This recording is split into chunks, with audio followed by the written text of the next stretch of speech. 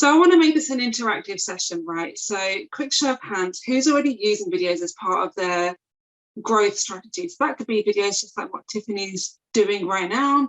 It could be sharing videos internally. A quick show of hands, who's already using videos in some way, shape or form for their business? Okay, cool. So quite a few hands raised, some not so much, totally cool. So if you're not doing videos, your competition are, which means you're quite effectively giving money to your competition. Now, one of the key reasons to do videos is because 90% of internet traffic is videos. That's literally your followers, your clients engaging in videos. So if you're not doing videos, you're literally leaving money on the table.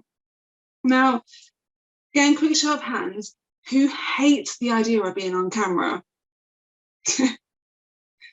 And who hasn't got a clue what to do when it comes to being on camera and knowing what to share? Amazing. Everyone's nodding their head pretty much. So I'm going to share with you my top tips on how to get over all of that and completely smash it. So I used to hate the idea of being on cameras. Like, I was always that person that kind of shied behind the camera, and my coach kept saying to me for months and months and months, you run a video business and you're not being on video. Like, what's the big deal? And the truth is, like I imagine a lot of you guys are, I was a perfectionist. I wanted to get everything right before it went out there. I mean, Tiffany's seen the standard of clients that I work with. They don't mess around. There's no room for error. So can anyone else relate to that? Right, that thing of thinking, I just want to get it right before I put it out there. I'm going to burst your bubble a bit here, guys. Nobody else cares. Nobody else cares about how you sound or what you look like or whether or not your makeup or your hair is done that day, because they're so busy, like, fussing about themselves. They just care about the value that you are delivering to them. Now, as I mentioned, I hated the idea of being on cameras. I mean, it took me 2 hours to do my first pre-recorded videos, and I just stumbled my way through it. But over time, I learned how to get over it. And these are the 3 top tips. So you might want to write these down. And if you're watching this on the replay, let us know in the comment what your favorite top tip is. So number 1, practice, practice, practice. The more you get used to hearing the sound of your own voice, the more comfortable you get with hearing it. Now, you probably have watched yourself back on camera thinking, oh my God, do I really look like that? Or do I really sound like that? No, I don't sound like that. And there's an actual scientific reason for that. We hear our voice from the throat, from our jawline, because that's the closest thing to our ear. So when we hear ourselves speak, it sounds different to us in our ear because we're hearing it from the jawline. When it's vocalized, the airwaves quite literally transform how that sounds. So when we hear ourselves on camera for the first time, it feels a bit weird because we think, do we really sound like that to other people? And the reality is, yes, you're just not used to it.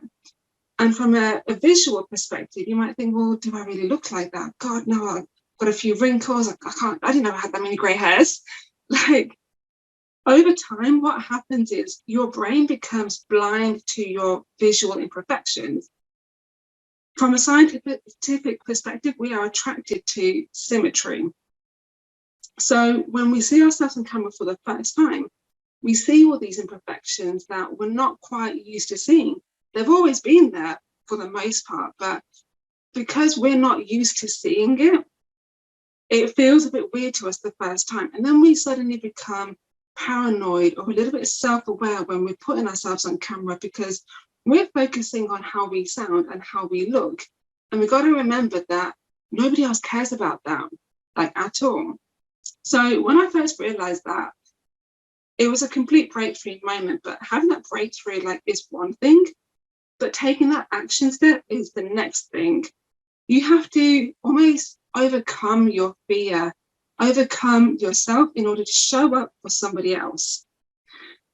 And then the second tip that I've got is, and this was what really helped me, is sticking a mirror behind the lens, because that way then I get to look at myself. I'm not conscious about what is being on screen, and I can just breathe a bit more as well.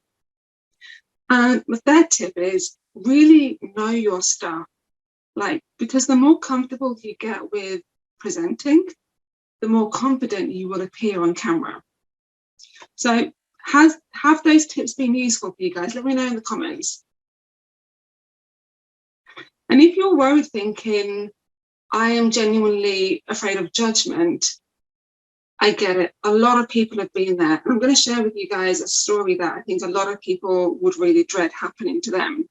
So I had a prospect call me, and they said to me, and bearing in mind, this is the only reason that they called me up and said, Rohini, I've decided not to do business with you because you don't wear makeup and you don't do your hair in your videos.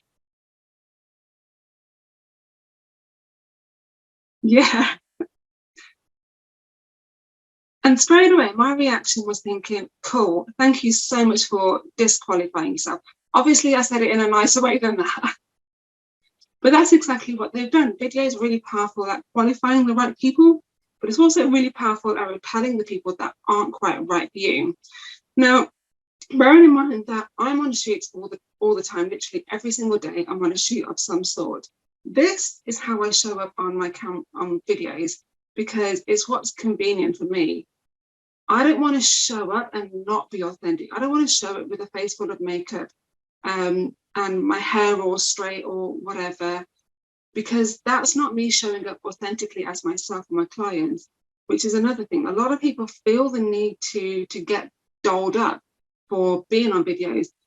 And I totally get it. If that's what you want to do, amazing. But if it's not who you are as a person, and if you're thinking, well, God, I don't really want to go to all of that effort, don't, because you want to attract the people that are the right vibe for you. So as soon as that client called me to say that, it was like a breath of fresh air almost. So if something like that does ever happen, where somebody's going to be bold enough to say, I don't want to do business with you, or they're going to share some sort of hate, congratulations, you've just disqualified somebody who isn't quite right for you. They've gone out of their way to share some sort of negativity, which says a lot more about them than it does about you, right?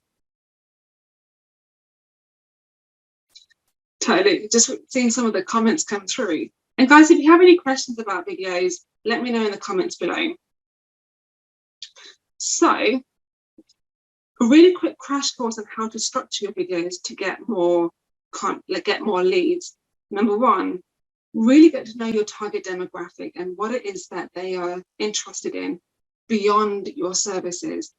What I mean by that is really get to know the core of the person that they are.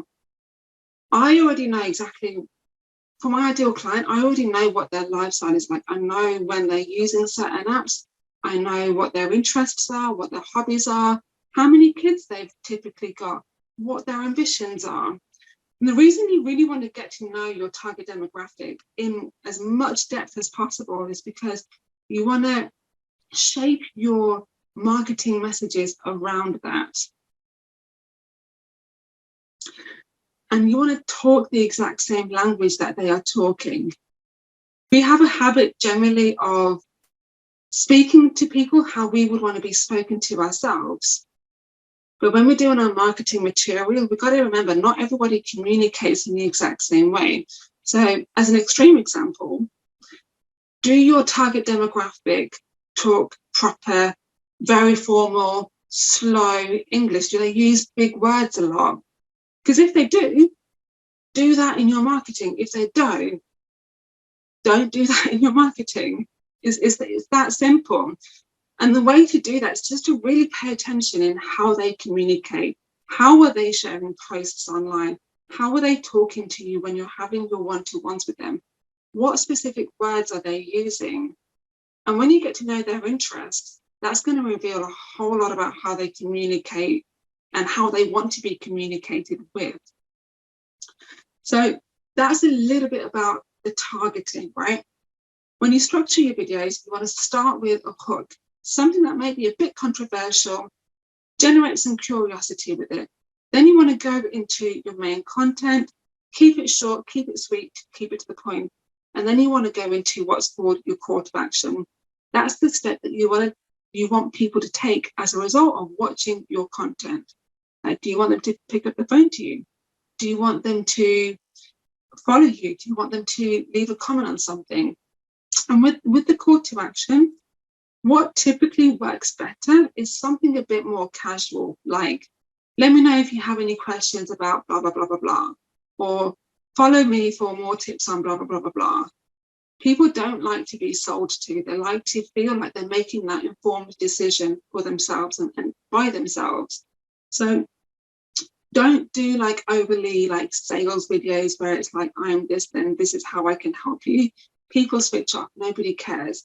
What they want to know about is, how can I solve something, or what can I gain as a result of watching this video? What can I gain by giving as little back?